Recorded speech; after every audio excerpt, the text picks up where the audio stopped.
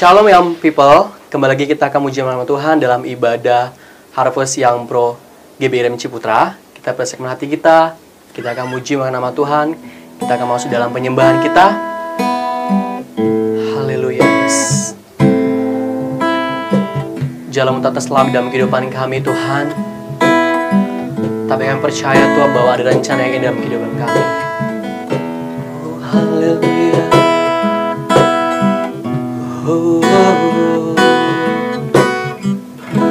Jalanmu tak terselam, oleh setiap hati kami.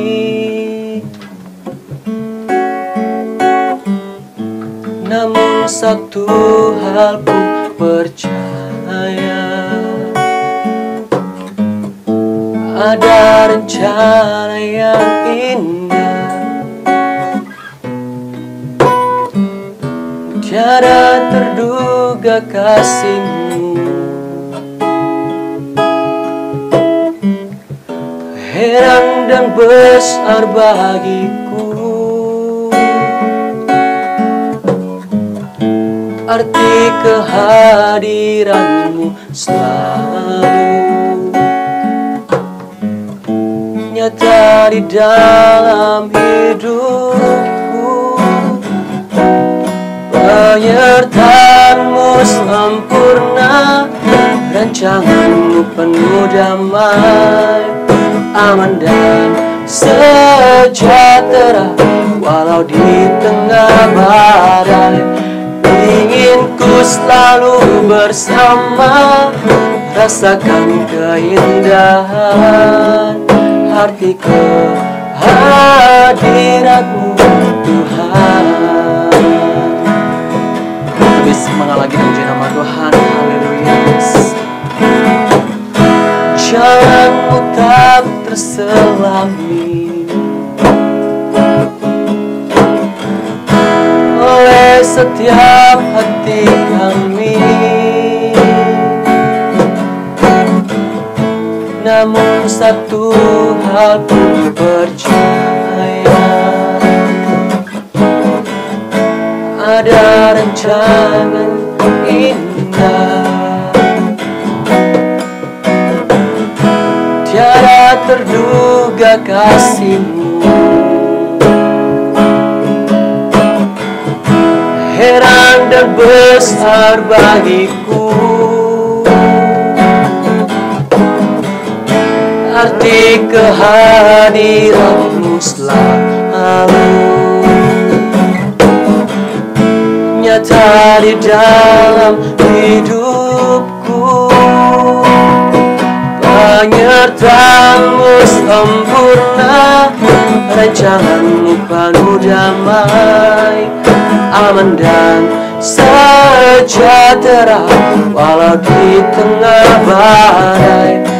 Ingin ku selalu bersama, rasakan keindahan arti kehadiran-Mu Tuhan. Penyertaan-Mu sempurna, rancangan-Mu penuh damai, aman dan sejahtera walau di tengah badai. Ingin ku selalu bersama, rasakan keindahan arti kehadiran-Mu Tuhan. Arti kehadiran-Mu, arti kehadiran-Mu Tuhan. Arti kehadiran-Mu, arti kehadiran-Mu Tuhan. Haleluya. Terima kasih Tuhan, kami bersyukur.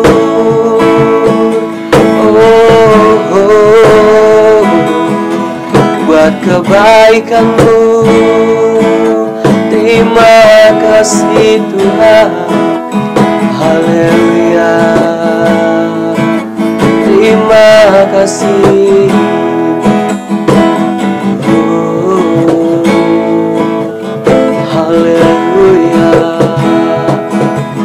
Pertolongan-Mu ajaib Tuhan. Terima kasih Yesus.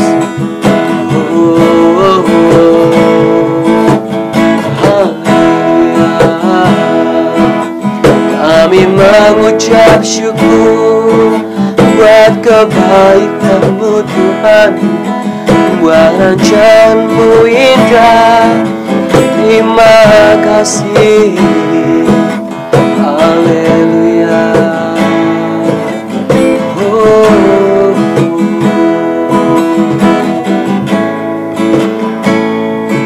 Pertolongan kami berasal dari Tuhan sendiri Tuhan. Pertolongan-Mu begitu ajaib Tuhan dalam hidup kami.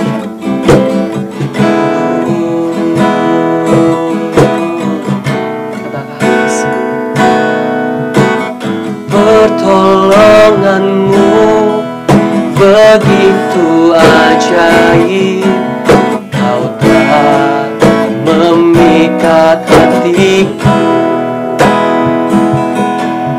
Di saat aku tak sanggup lagi, di situ tangan-Mu bekerja. Pertolongan-Mu begitu ajaib, Kau telah memikat hatiku. Kini mataku tertuju padamu, ku rasakan kasih-Mu Tuhan. Katakan hatiku tenang. Haleluya, yes, amin. Hatiku tenang berada dekat-Mu, nawa hidupku.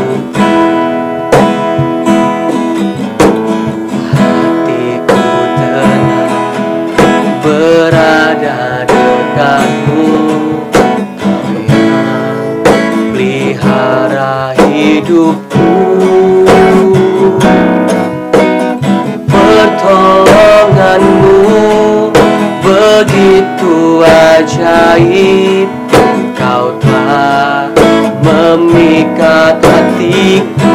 Bisa Tuhan, di saat aku tak sanggup lagi, di situ tangan-Mu bekerja.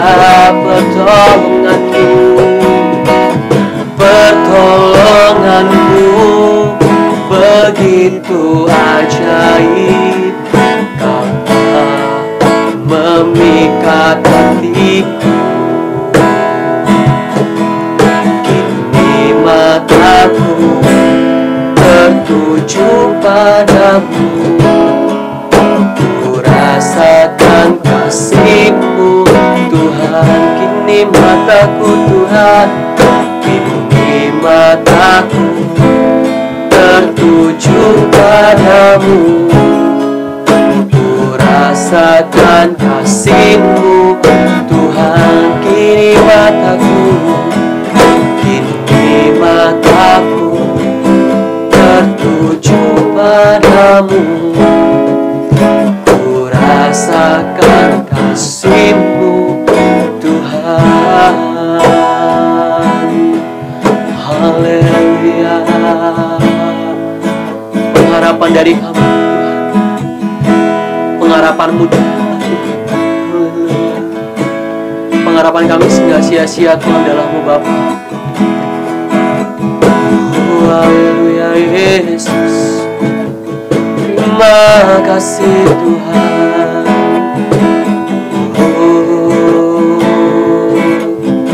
Haleluya, haleluya Yesus. Haleluya Tuhan, terima kasih Tuhan. Haleluya, haleluya, bersyukur Tuhan.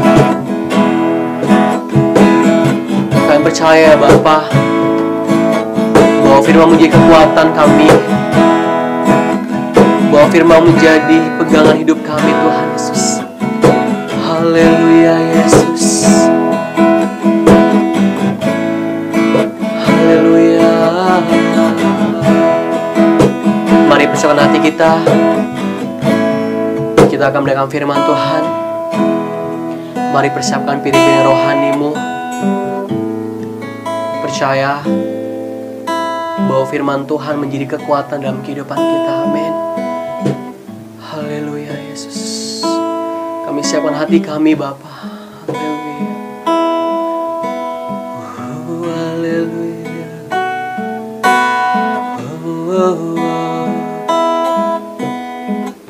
Kami percaya Tuhan gak secara kebetulan Tuhan. Ibadah ini ada Tuhan. Kami percaya Tuhan bahwa firman yang akan disampaikan oleh hamba-Mu dapat menjadi kekuatan kami Tuhan Yesus. Oh haleluya Yesus. Kami yakin Tuhan sekarang Kau berfirman dalam kehidupan kami. Kami kuat Bapa. Haleluya Yesus. Katakan ku yakin. Oh haleluya.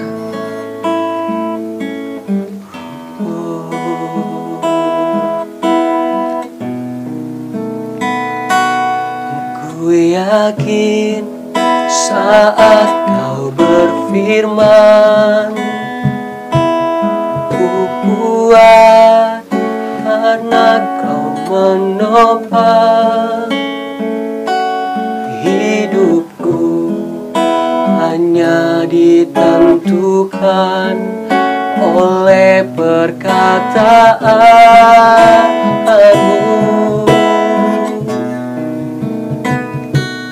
Ku aman karena Kau menjaga.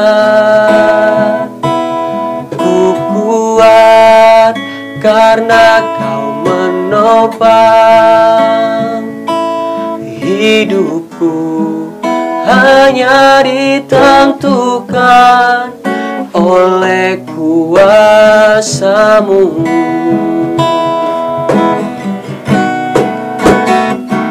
Bagi Tuhan tak ada yang mustahil. Bagi Tuhan tak ada yang tak mungkin. Mujizatnya disediakan bagiku. Ku diangkat dan dipulihkannya. Bismillah lagi kita muji nama Tuhan. Yes, amin. Ku yakin saat Kau berfirman, ku menang saat Kau bertindak. Hidupku hanya ditentukan oleh perkataan-Mu.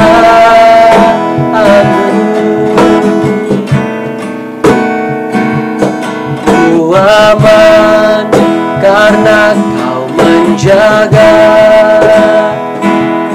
Ku kuat karena Kau menopang hidupku. Hanya ditentukan oleh kuasa-Mu.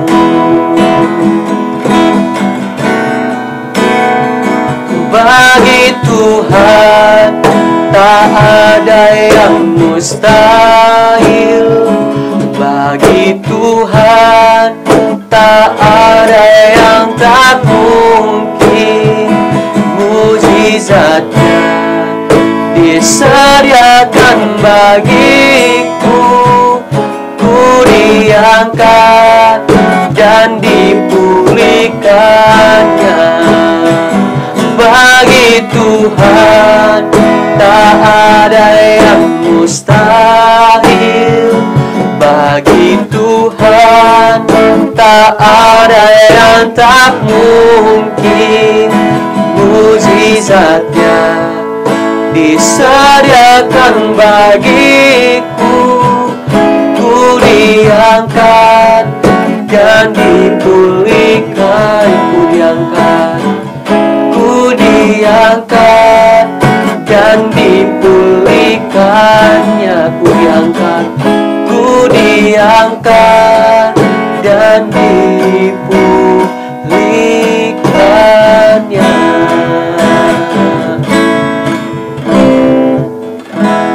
Mari kita bersama doa.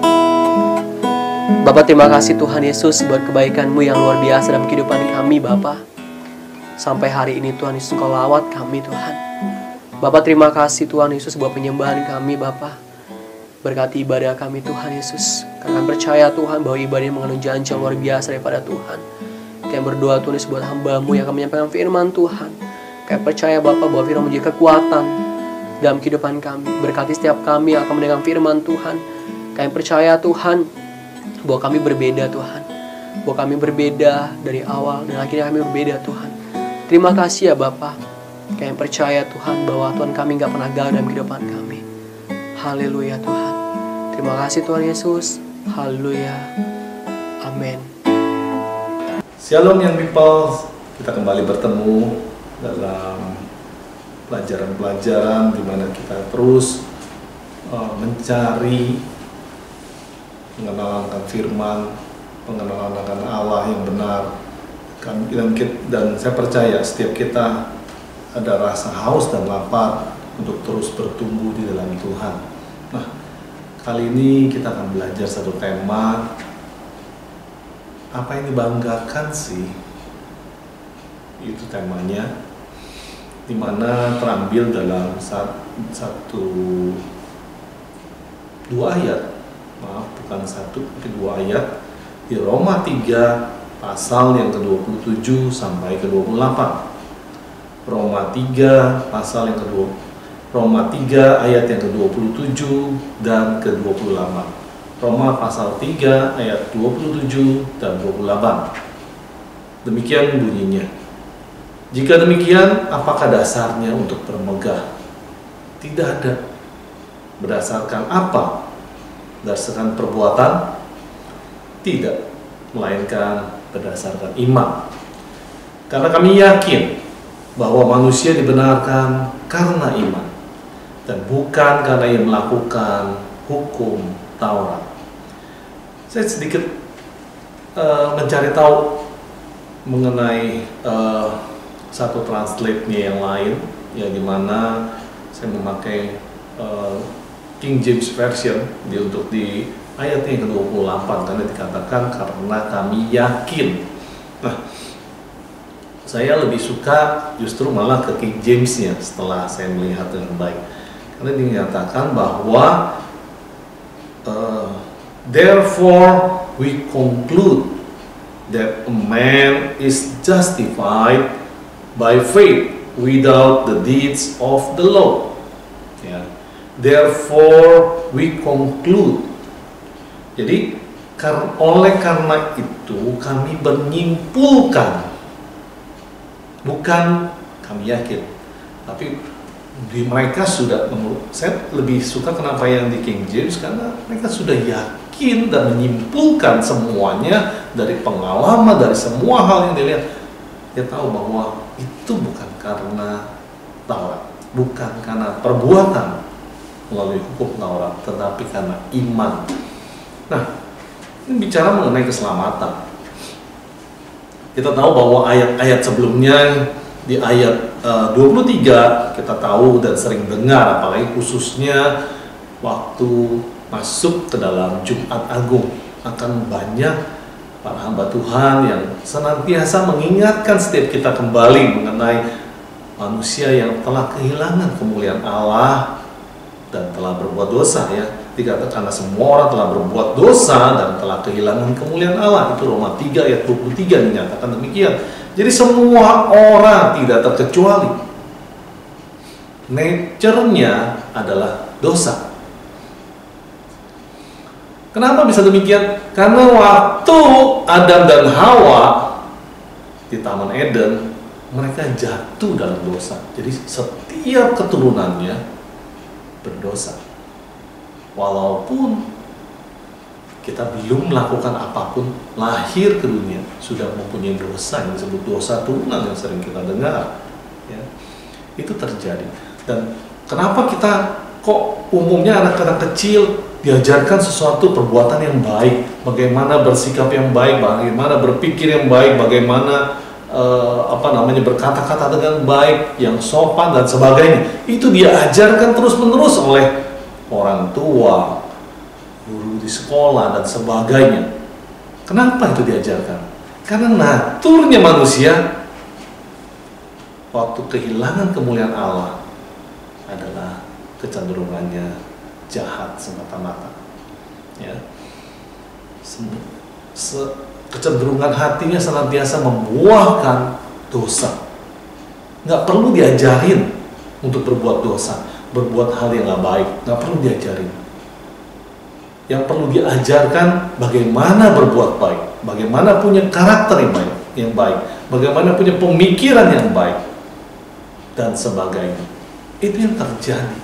Makanya dikatakan di ayat tadi 27, 28, nggak ada satupun manusia yang bisa bermegah dan menyatakan bahwa saya selamat karena perbuatan baik saya.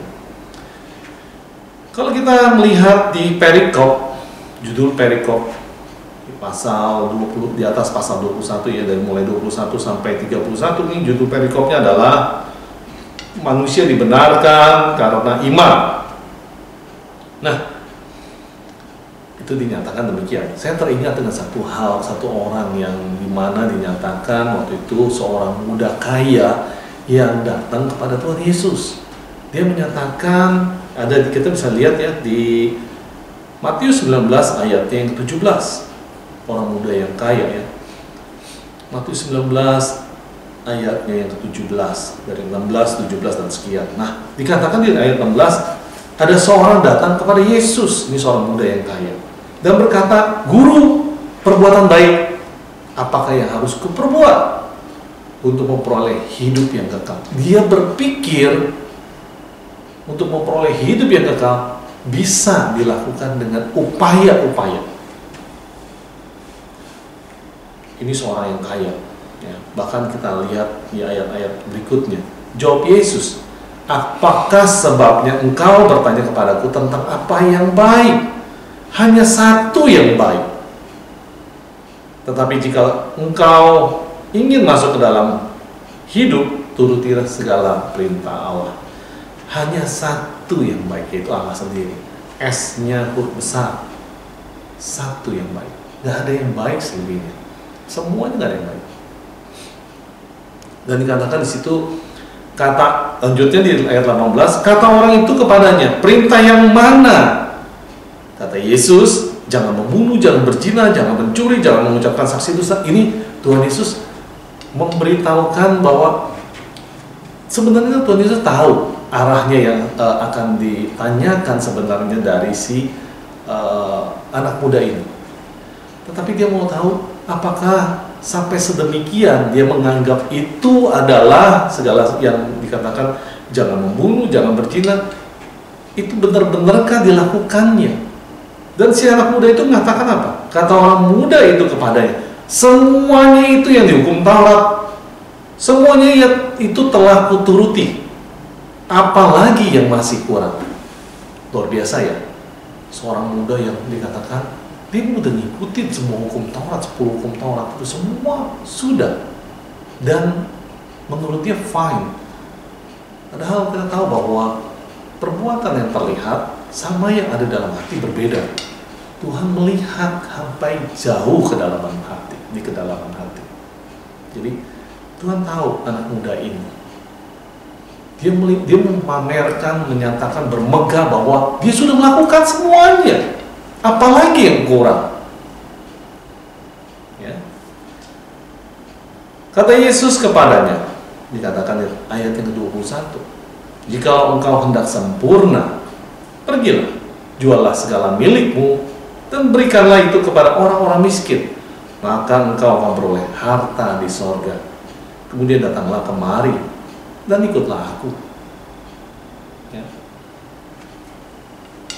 Kemudian di ayat yang ke-22 dikatakan, ketika orang muda itu mendengar perkataannya Tuhan Yesus, pergilah ia dengan sedih hati, dengan sedih sebab banyak hartanya. Padahal kita tahu bahwa dikatakan, dinyatakan kalau di hukum Taurat ya, kita belajar mengenai Taurat, ada yang dikatakan kasihilah Allahmu.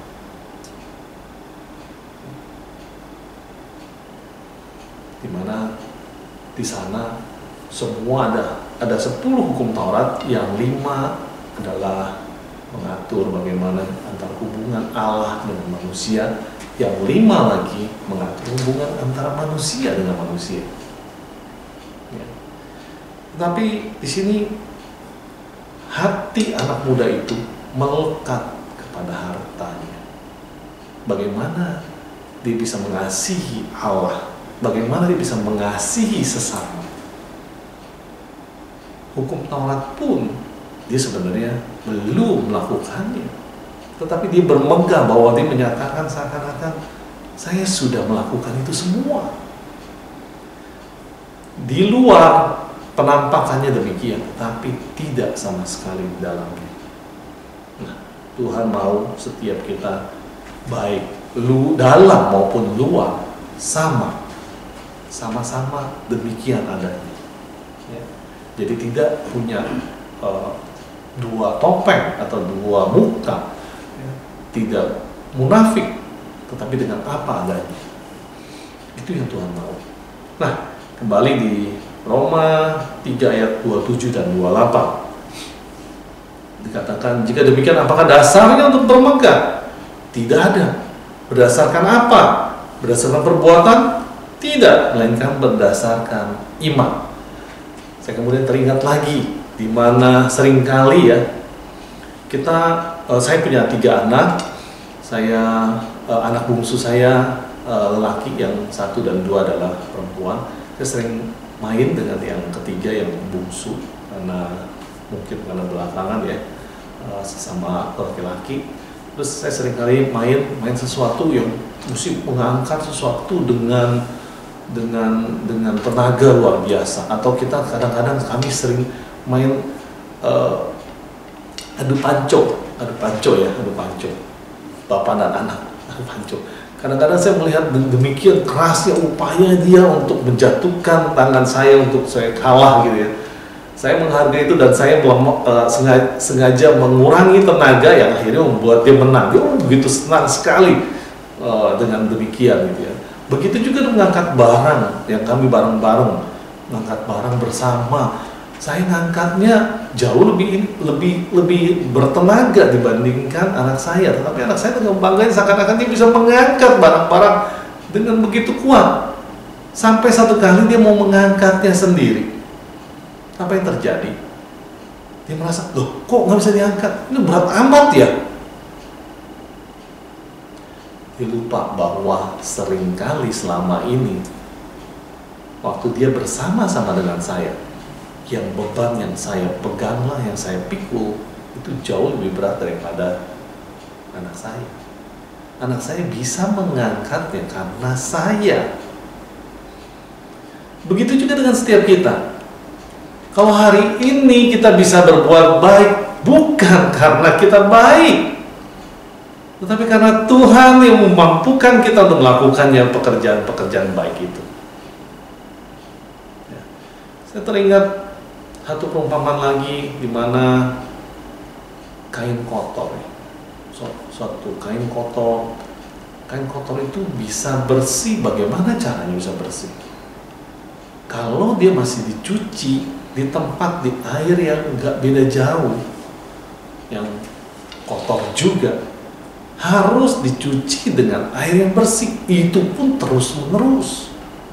Sama seperti hati kita, sama seperti pikiran kita, yang selama ini tanpa kita sadari, belief sistemnya dunia telah merasuki kita sampai kita bertemu dengan kebenaran itu sendiri, yang akhirnya harus hari lepas hari kita harus melepaskan pemikiran-pemikiran lama atau mindset yang lama, mengubah dengan pemikiran-pemikiran baru, seperti di Roma 12 ayat 2 dikatakan. Ya. Mindsetnya harus dirubah. Jangan pakai cara lama, harus cara yang baru. Tuhan mau demikian. Kalau cara lama sudah nggak efektif, sudah nggak bisa dilakukan, ya tinggalkan, berubah 180 derajat. Kalau kita mau berhasil, itu pun sama dengan kerohanian kita.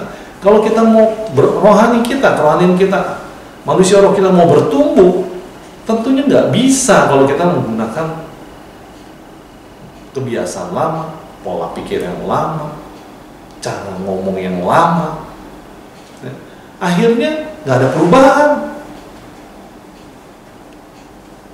Padahal orang-orang Kristen, orang-orang percaya harus menunjukkan buah pertobatan, buah roh, buah pelayanan, harus ada.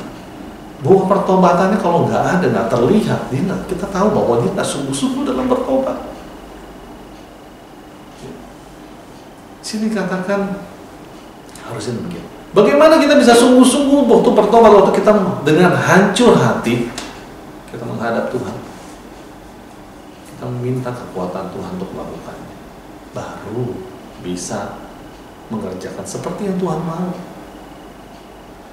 Seperti kembali tadi kain kotor dengan kebiasaan yang lama, dengan air yang kotor dicuci, walaupun dicuci berkali-kali tetap akan jadi kotor juga.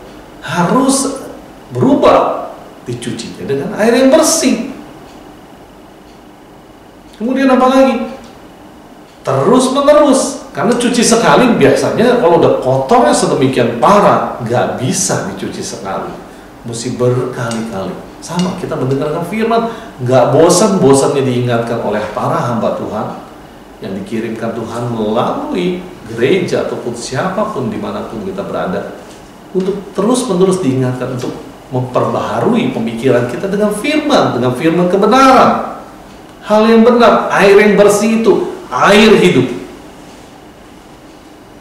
sehingga kita bisa berubah, bisa punya gambaran perspektifnya Allah memandang setiap kita, memandang dunia dan sebagainya. Harus rubah itu. Jadi bukan karena perbuatan kita, tetapi Tuhan memampukan kita untuk dapat melihatnya. Karena Tuhan bekerja di dalam setiap kita melalui Roh-Nya yang kudus, mengubah pemikiran kita. Kita mulai mengerti, bisa membedakan mana yang baik, mana yang nggak baik, mana yang sempurna, yang Tuhan mau kehendaki untuk kita kerjakan. Nggak bisa kita menggunakan hal yang sama.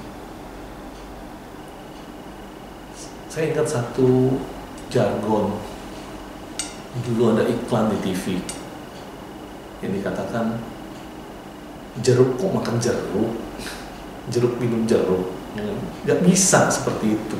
Jadi kalau kita mau dari yang kotor berubah jadi yang bersih, hanya bisa terjadi kalau seandainya yang bersih itu ada bagi kita, sehingga kita dibersihkan. Kalau enggak, tetap aja akan kotor terus. Baik pemikiran kita, perbuatan kita, semuanya akan kotor. Jadi kita nggak ada satupun yang dasar untuk kita bisa bermegah. Ini karena saya loh, karena saya pelayanan ini bisa berjalan, karena saya gereja ini menjadi besar, karena saya program-program ini bisa dijalankan, karena saya. Seringkali kita tanpa kita sadari kita akan mengatakan demikian. Padahal kita tahu bahwa kita cuma alat yang Tuhan pakai untuk menjadi saluran berkatnya. Kita lupa bahwa Tuhanlah yang melakukannya. Kalau hari ini kita bisa dimampukan untuk melakukan itu privilege yang Tuhan berikan pada setiap kita. Itu merupakan suatu kehormatan bahwa kita bisa dipakai oleh Dia. Bukan karena kekuatan kita, bukan karena kehebatan kita, bukan karena kekayaan kita, tapi karena Tuhan mengasihi kita untuk kita bisa menjadi alat saluran berkatnya dan memuliakan Bapa di sorga. lewat hidup setiap kita. Ayat 28 dikatakan, karena kami yakin bahwa manusia dibenarkan karena iman dan bukan karena ia melakukan hukum Taurat. Hukum Taurat membuat kita punya perspektif yang berbeda. Sebenarnya Tuhan malah menghendaki demikian, tetapi kita berpikir bahwa bisa kita lakukan ini tanpa Tuhan, seakan-akan ada petik tanpa Tuhan. Seperti si anak muda yang tadi. Padahal di kedalaman hati, dalam keseharian dia tidak demikian, cuma yang terlihat di luar seakan-akan dilakukannya seperti yang dicantumkan di hukum Taurat. Makanya dikatakan, Tuhan Yesus mengatakan sendiri, dia bukan meniadakan hukum Taurat, dia justru menggenapi hukum Taurat.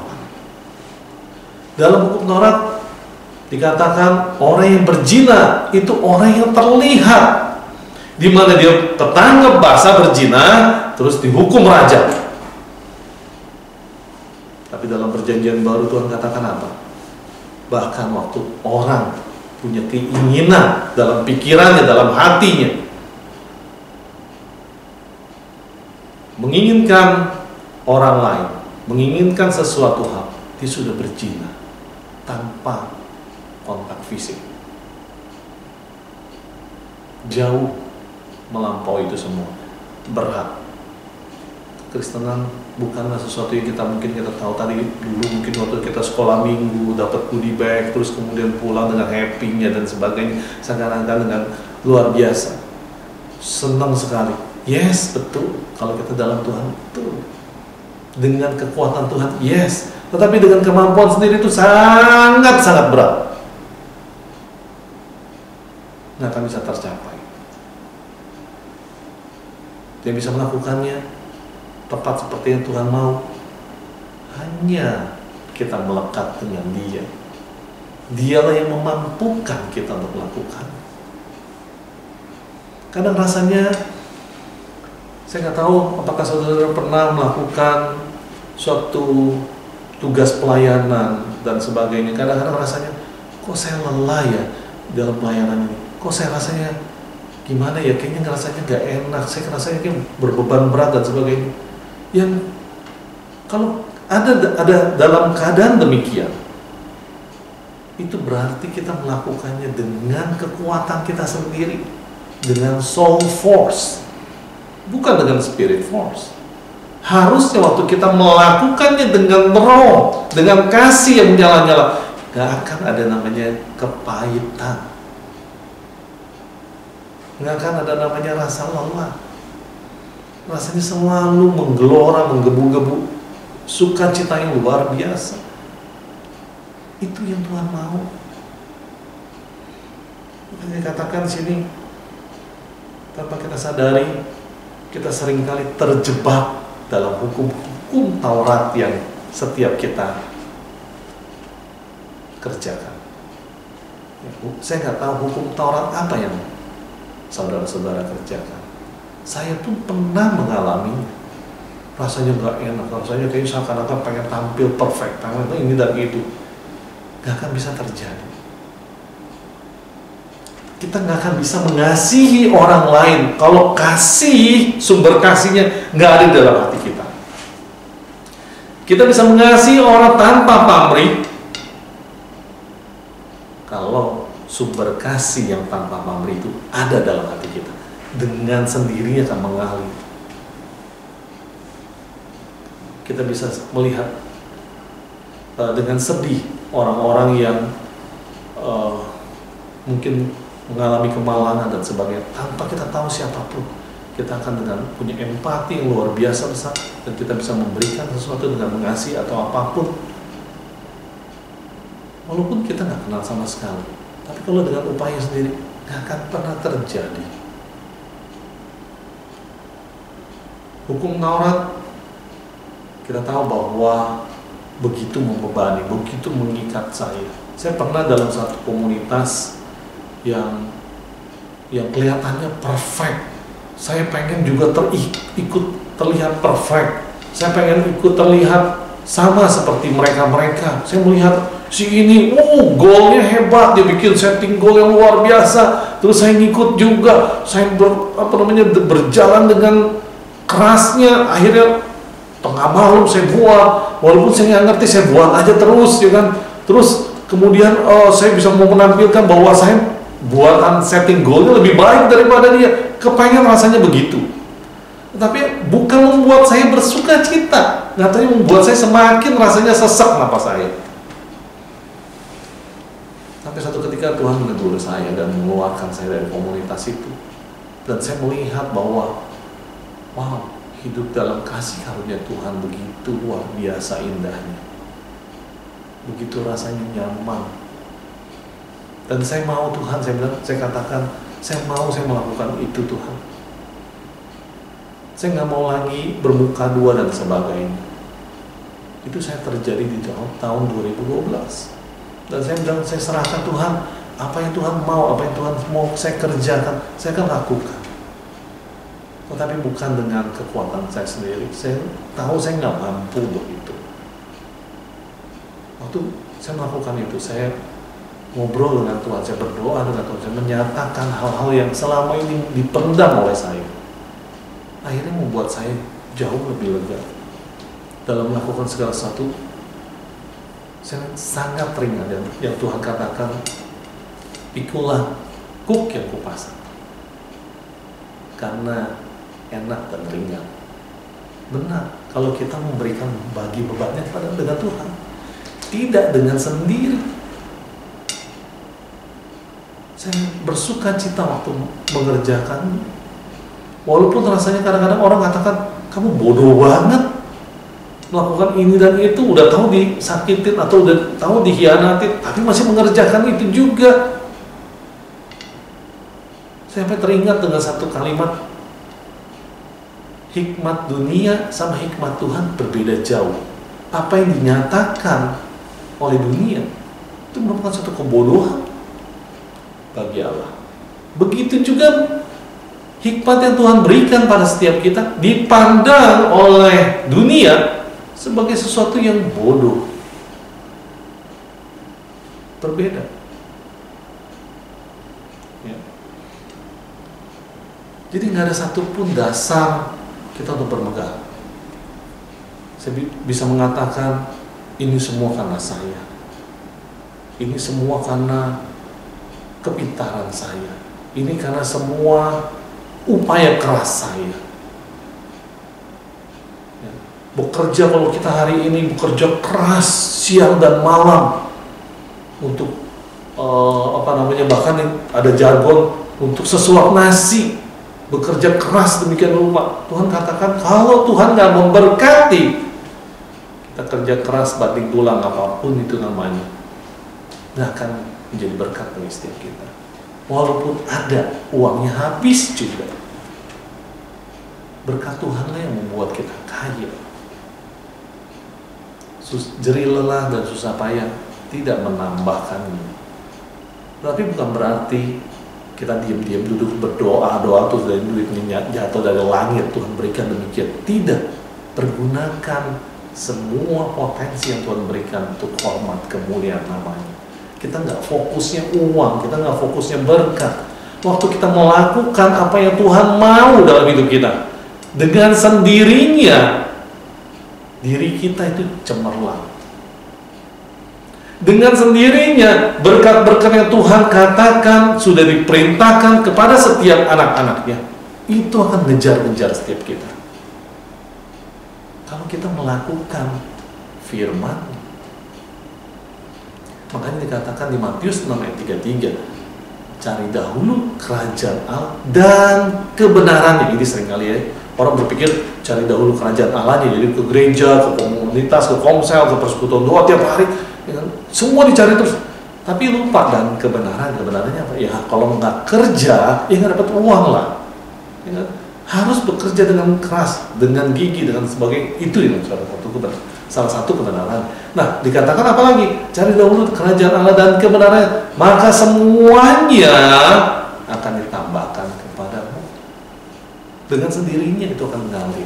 Waktu Tuhan katakan, kalau ada orang yang memintamu berjalan 1 mil, berjalanlah dengan dia 2 mil. Jadi extra mile selalu. Kita ngerjakan sesuatu bukan cuma asal, lebih daripada itu. Dipastikan kita akan kebanjiran berkat. Karena Tuhan maunya demikian. Anak-anaknya diberkati dengan luar biasa. Jadi, apa yang membuat kita bermegah hari ini? Apakah orang tua kita yang katanya kekayaannya nggak habis 7 turunan, 3 tanjakan, 5 tikungan? Saya nggak tahu ya. Tapi nggak akan pernah ada seperti itu. Hari-hari ini yang tiba-tiba bangkrut pun banyak. Nggak bisa bermegah. Waktu saya bekerja, ya, terus kemudian mulai berusaha, saya punya diberkati dengan beberapa unit usaha. Waktu diberkati usaha tersebut, saya berpikir, wah ini karena kepintaran saya, karena jaringan saya. Tidak juga, cuma beda beberapa ribu rupiah bisa pindah customer saya. Jadi cuma saya bisa ngandalin Tuhan, bukan ngandalin relasi. Saya dulu ngomong waktu saya bekerja di bidang kontraktor, saya bilang sama teman-teman saya, relasi saya bisa memberikan harga termurah untuk bangun bangunan. Karena saya basicnya supplier. Nah, tapi ada orang yang memberikan lebih murah lagi dari saya. Sampai saya satu ketika saya harus tidak lagi untuk ngomong seperti itu. Gak ada alasan untuk bermegah. Gak ada sesuatu yang membuat kita hari ini seperti ini karena kehebatan saya. Itu semua karena Tuhan. Mari kita satu dalam doa, tundukkan kepala. Terima kasih Tuhan untuk hari ini. Kami boleh kembali diingatkan bahwa tidak ada satu pun yang bisa kami banggakan dari kepintaran kami, kekuatan kami, relasi kami. Itu pun semua Tuhan berikan kepada kami. Kalau kami boleh bermegah, kami mau bermegah di dalam Engkau saja Tuhan. Tidak dengan apa yang Tuhan percayakan hari ini. Dengan apa yang Tuhan percayakan, kami pengen mengelolanya dengan benar, dengan maksimal. Dan kami kembalikan untuk hormat kemuliaan nama Tuhan. Karena Tuhanlah yang memampukan kami untuk bisa melakukannya tepat seperti yang Tuhan mau. Kami menyerahkan keberadaan setiap kami. Berikan kami kekuatan Tuhan untuk kami boleh dimampukan menggenapi apa yang Tuhan tetapkan kami untuk digenapi. Rencana, visi yang Tuhan percayakan. Kami mau Tuhan dan rindu untuk bisa tergenapi. Mampukan setiap kami Tuhan untuk menjadi alat Tuhan dimanapun Tuhan tempatkan. Terima kasih Tuhan, kami serahkan keberadaan setiap kami ke dalam tangan kasih. Hanya di dalam nama Tuhan Yesus Kristus kami telah berdoa dan telah mengucap syukur. Haleluya. Amin. Shalom. Terima kasih. Tuhan memberkati para young peoples.